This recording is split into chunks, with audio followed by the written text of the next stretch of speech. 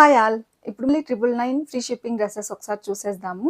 ఇవి వచ్చేసి మంచి కలెక్షన్లో మంచి క్వాలిటీలో ఉంటుందండి. ఇది వచ్చి మనకి రేయన్ క్లాత్లో ఈ విధంగా వచ్చేస్తుంది.